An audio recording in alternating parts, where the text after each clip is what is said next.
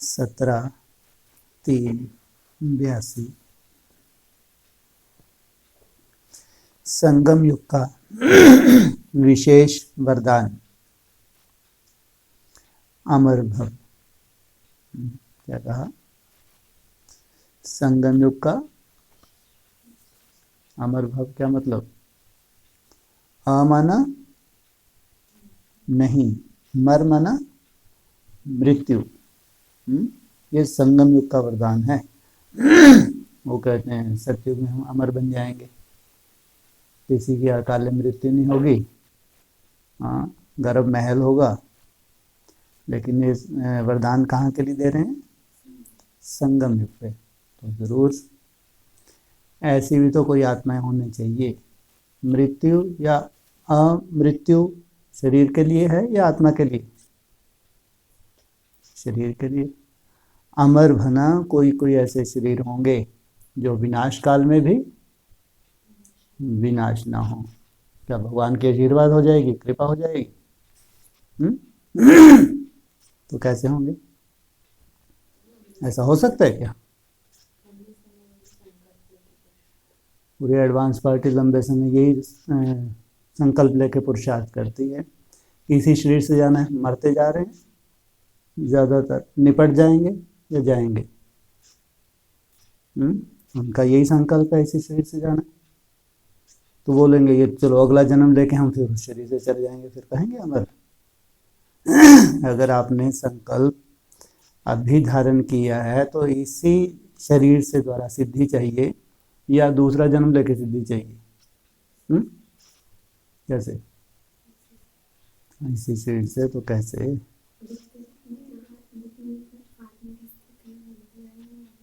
हाँ जी।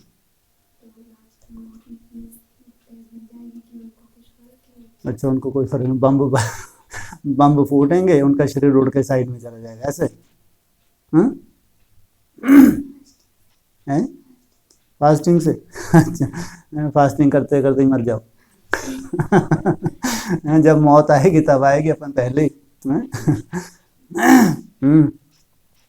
हमारे राजयोग में जरूर शरीर रिजिवनेट करने का भी बाबा के जरूर इशारे होंगे, लेकिन समझ नहीं पाए।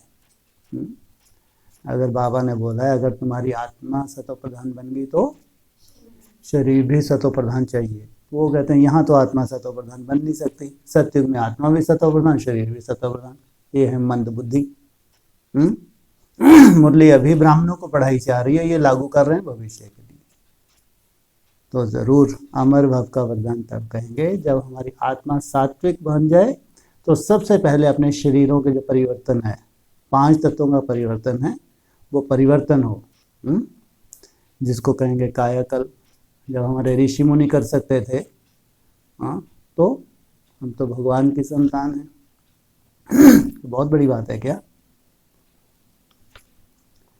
अमरनाथ शिव बाबा बोले, आज बाप दादा आपने कल्प कल्प की अधिकारी आत्माओं को देख रहे हैं।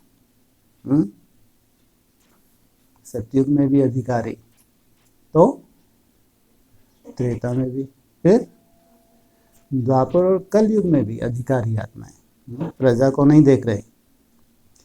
कौन कौन श्रेष्ठ भाग्य के अधिकारी बने हैं वह देख हर्षित हो रहे हैं। बाप दादा अधिकारी आत्माओं को देख आज आपस में रूह रेहान करते मुस्कुरा रहे थे। ब्रह्मा बाप बोले कि ऐसे बच्चों पर बाप की नजर गई है जिनके लिए दुनिया वालों का यह सोचना भी असंभव है कि ऐसी आत्माएं भी श्रेष्ठ बन सकती हैं।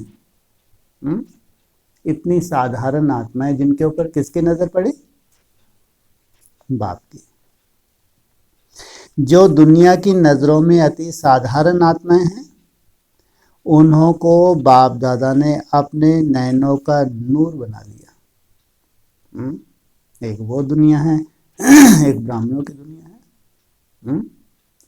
जो गुप्त श्रेष्ठ आत्माएं होंगी वो भी प्रत्यक्ष हैं या गुप्त हैं? बिल्कुल ना उम्मीद आत्माओं को विश्व के आगे सर्वश्रेष्ठ आत्माएं बना दिया। तो बाप दादा अपनी सेना के महावीरों को, अस्त्रधारी आत्माओं को देख रहे थे कि कौन कौन ऑलमाइटी अथॉरिटी पांडव सेना में मैदान पर उपस्थित हैं।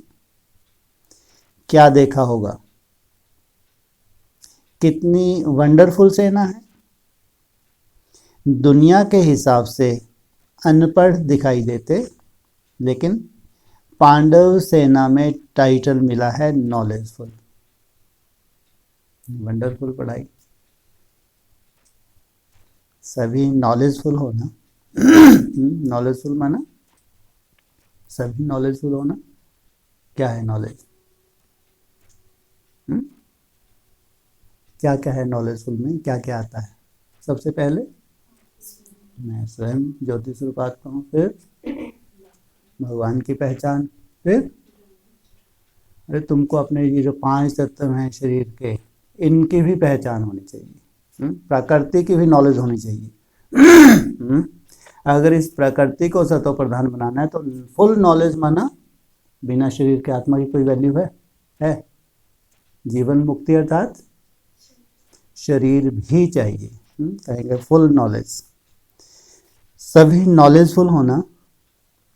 शरीर से चलना उठना भी मुश्किल है, लेकिन पांडव सेना के हिसाब से सेकंड में परम धाम तक पहुंच कर आ सकते हैं।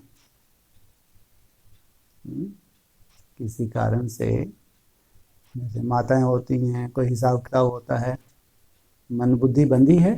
अगर किसका शरीर बंधा है तो परम धाम की यात्रा किससे करते हैं?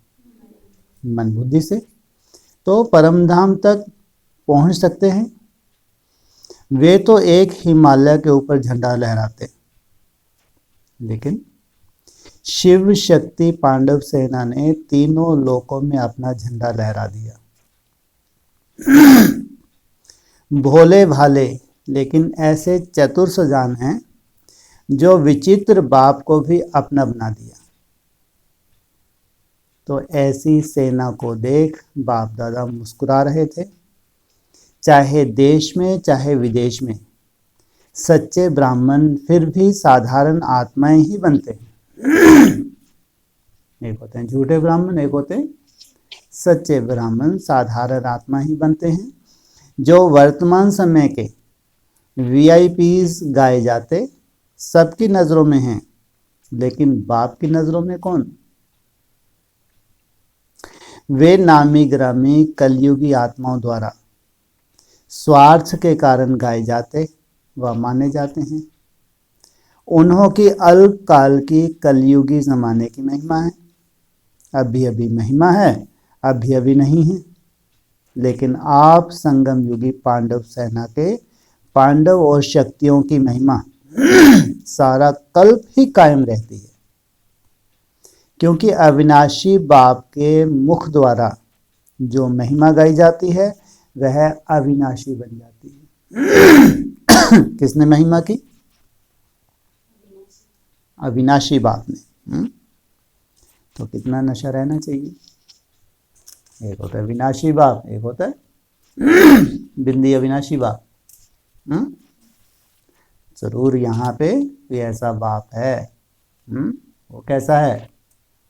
अविनाशी है। मैंने जरूर उस निराकारी स्टेज को धारण किया है, जिस निराकारी स्टेज के लिए कहते हैं शिव बाबा अति सूक्ष्म अव्यक्त ज्योतिर्लिंगम। तो किसको दिखाते हैं तीसरा नेत्र? देवदेव महादेव।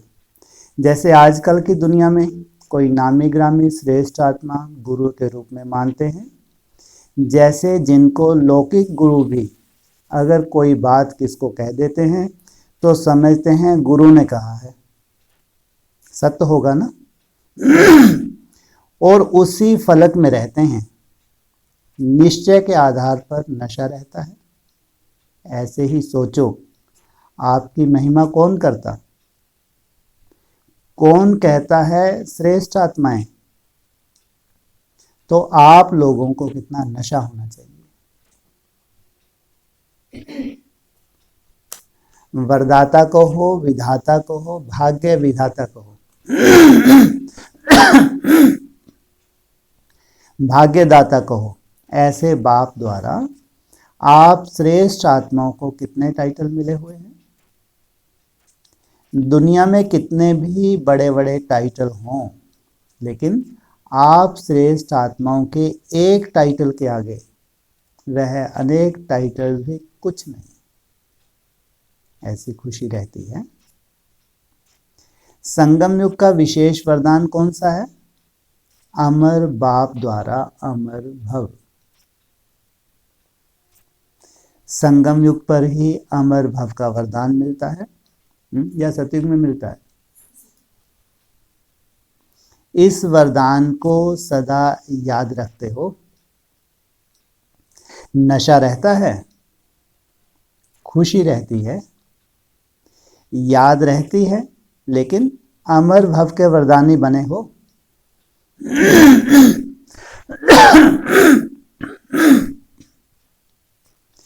जिस युग की जो विशेषता है उस विशेषता को कार्य में लगाते हो। अगर अभी यह वरदान नहीं लिया तो फिर कभी भी यह वरदान मिल नहीं सकता। क्या कहा? अगर अभी यह वरदान नहीं लिया तो दूसरे किसी युग में मिल नहीं सकता।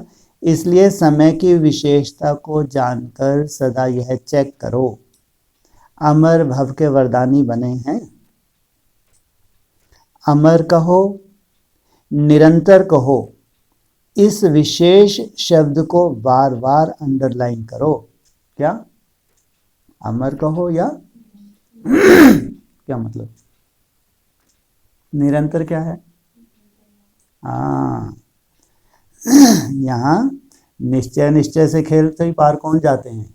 जो निरंतर याद में रहते हैं। तो अमरनाथ बाप के बच्चे अगर अमर भव के वर्षे के अधिकारी नहीं बने तो क्या कहा जाएगा? कहने की जरूरत है क्या? इसलिए मधुवन वरदान भूमि में आकर सदा वरदानी भव। अच्छा, ऐसे सदा बाप दादा के नैनों में समाये हुए नूरे रत्न सदा वरदाता द्वारा वरदान प्राप्त कर वरदानी मूर्त, श्रेष्ठ भाग्यवान मूर्त, सदा विश्व के आगे चमकते हुए सितारे बन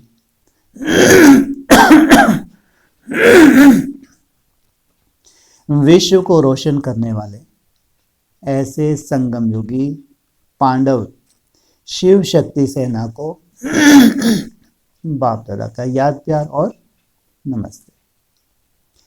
दीदी के साथ चक्रधारी तो हो, चक्रधारी के साथ साथ चक्रवर्ती भी हो गई, डबल चक्कर लगाती हो, स्थूल भी और बुद्धि द्वारा भी। चक्रधारी सदा सर्व के वरदानों की नजर से, चक्रधारी सदा सर्व को वरदानों की नजर से, वाणी से, कर्म से, वरदानों से झोली भरते रहते हैं। तो वर्तमान समय विधाता के बच्चे, विधाता हो व वरदाता बाप के बच्चे वरदानी मूर्त हो, ज्यादा क्या पार्ट चलता है? कौन कौन सा बताया? विधाता या वरदाता? दाता का या वरदाता का? महादानी का या वरदानी का? दोनों ही पार्ट चलता है व दोनों में से विशेष एक पार्ट चलता है। लास्ट पार्ट कौन सा है? विधाता का या वरदानी का? कौन सा है? वरदान लेना तो सहज है, लेकिन देने वाले को इतना प्राप्ति स्वरूप की स्टेज पर स्थित रहना पड़े तब कहेंगे। क्या मतलब? कैसी स्टेज चाहिए? बुद्धि रूपी हाथ रखा और जो आपका संकल्प है वो सिद्ध हो गया।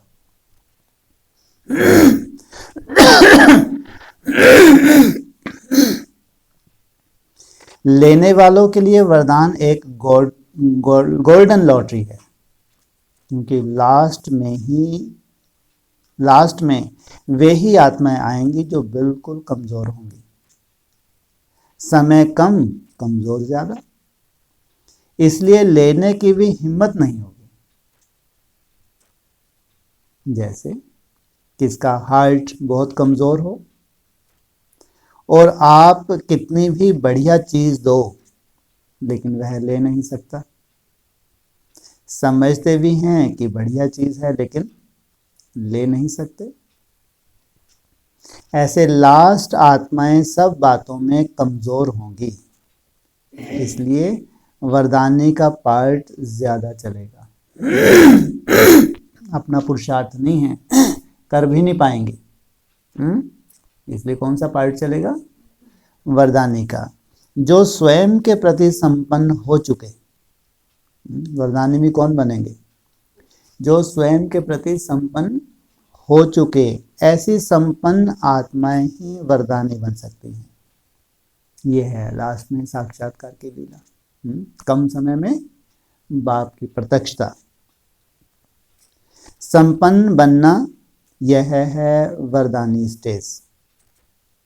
अगर स्वयं प्रति कुछ रहा हुआ होगा तो दूसरों को देखते भी स्वयं तरफ अटेंशन जाएगा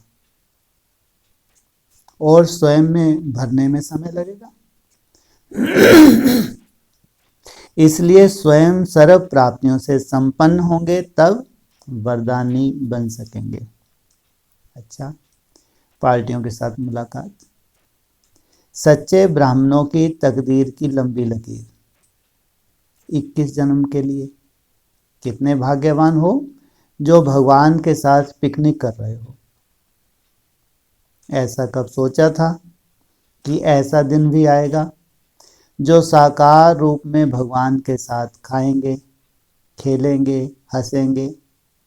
यह स्वप्न में भी नहीं आ सकता, लेकिन इतना श्रेष्ठ भाग्य है जो साकार में अनुभव कर रहे हो। कितनी श्रेष्ठ तकदीर की लकीर है जो सर्व प्राप्ति संपन्न हो। वैसे जब किसी की तकदीर दिखाते हैं तो कहेंगे इनके पास पुत्र है, धन है, आयु है, लेकिन थोड़ी छोटी आयु है, कुछ होगा कुछ नहीं। लेकिन आपके तकदीर की लकीर कितनी लंबी है। 21 जन्म तक सर्व प्राप्तियों के तकदीर की लकीर है। 21 जन्म गारंटी है और बाद में भी इतना दुख नहीं होगा। 21 जन्म गारंटी है और बाद में भी कितना बताया ब्राह्मणों के लिए?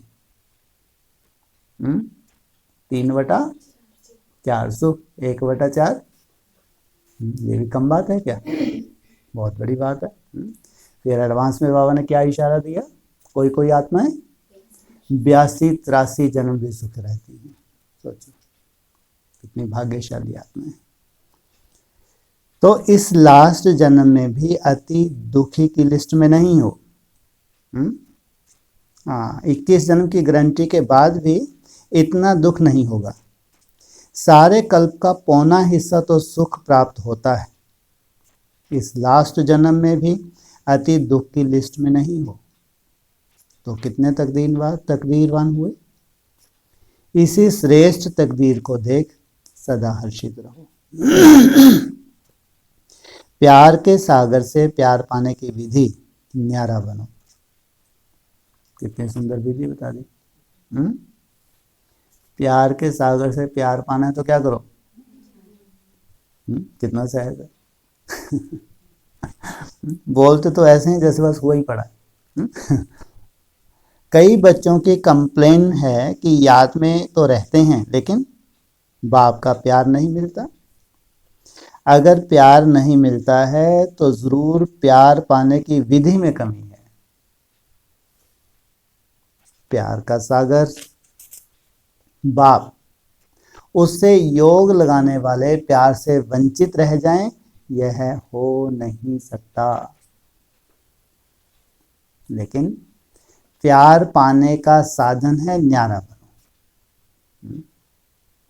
जब तक देह से व देह के संबंधियों से न्यारे नहीं बने हो तब तक प्यार नहीं मिलता। ये कंडीशन लगा दी। इसलिए कहाँ भी लगाव ना हो, ये है चेकिंग। अपनी स्वयं चेकिंग करें। लगाव हो तो एक सर्व संबंधी बाप से, एक बाप दूसरा ना कोई। यह सिर्फ कहना नहीं लेकिन अनुभव करना। कहना माना भक्ति मार्ग, क्या करना? अनुभव करना। खाओ पियो सो, बाप प्यारे अर्थात न्यारे बनकर, बाप के प्यारे अर्थात न्यारे बनकर। देहधारियों से लगाव रखने से दुख अशांति की ही प्राप्ति हुई। जब सब सुन चख कर देख लिया तो फिर उस जहर को दोबारा कैसे खा सकते? लो, क्या बताया, क्या है ये? इस जहर को दोबारा कैसे खा सकते? इसलिए सदा न्यारे और बाप के प्यारे बनो। मेहनत से छूटने की विधि, मेरापन समाप्त करो। बाप दादा सभी बच्चों को मेहनत से छुड़ाने आए हैं। आधा कल बहुत मेहनत की, अब मेहनत समाप्त। छुट्टी। क्या कहा? अब मेहनत, उसकी सहज विधि सुनाई। मैंने समाप्त तो है, सहज विधि बता रहे। सिर्फ एक शब्द याद करो, मेरा बाबा। यही रटते तो सालों हो गए, सहज हो पाई? वही सहज जो अभ्यास कर रहे हैं, इसलिए बोला लंबे समय का अभ्यास, अंत में तुमको क्या मिलती है? ये है सिद्धि। निरंतर याद माना, इसको कहेंगे सिद्धि। मेरा बाबा, मेरा बाबा कहने में कोई भी मेहनत नहीं। मेरा बाबा कहो तो दुख देने वाला मेरा मेरा सब समाप्त हो जाएगा। क्या बोला? केवल मेरा बाबा कहने से। जब अनेक मेरा है तो मुश्किल है, एक मेरा हो गया तो सहज, सब सहज हो गया। बाबा बाबा कहते चलो तो भी सत्युग में आ जाएंगे। बस बाबा बाबा कहते चलो तो भी कहाँ तो आ जाएंगे? सत्युग में आ जाएंगे। तो तुमको केवल सत्युग में आना है। हाँ, तो तुम्हारे लिए क्या है? बाबा बाबा तब की बात है जब मायाती का परेशान करती है तो बाबा बाबा। जब हल्के हैं तो फिर उसके क्या करना है? तो बहुत बड़ी मुसीबत है ब्राह्मणों के ट्रैफिक कंट्रोल को, घबरा जाते हैं बेचारे। ट्रैफिक कंट्रोल का नाम सुनते ही अच्छी अच्छी ब्रह्मा कुमारियों को पसीने छूट जाए, उनको बिठा दो मटलियों को, भाषण करवा के वो 1 मिनट 60 सेकंड रोक के देखो जरा। कभी भाषण नहीं करती निसंकल्प अवस्था के ऊपर, देखना किसी की क्लासेस सुनना। ये है मेरा मेरा बाबा कब? जब कोई मुसीबत हो। लेकिन जब शांति है, कुछ भी खटपट नहीं है, तो अमृत वेला बीच बीच में निसंकल्प की प्रैक्टिस, ये है अमर भाव का वरदान लेने का समय। तो एक मेरा हो गया तो सब सहज हो गया। बाबा बाबा कहते चलो तो भी सत्युग में आ जाएंगे। मेरा पोत्रा, मेरा धोत्रा, मेरा घर मेरी बहू। अब यह जो मेरे मेरे की लंबी लिस्ट है इसे समाप्त करो। इसकी जगह क्या करेंगे, वो बाबा बाबा करेंगे तो कहाँ आ जाएंगे, सतयुग में आ जाएंगे। सस्ता सौदा है। अनेकों को भुलाकर एक बाप को याद करो तो मेहनत से छूट आराम से खुशी के झूले में झूलते रहेंगे। सदा बाप की याद के आराम में रहो। अच्छा,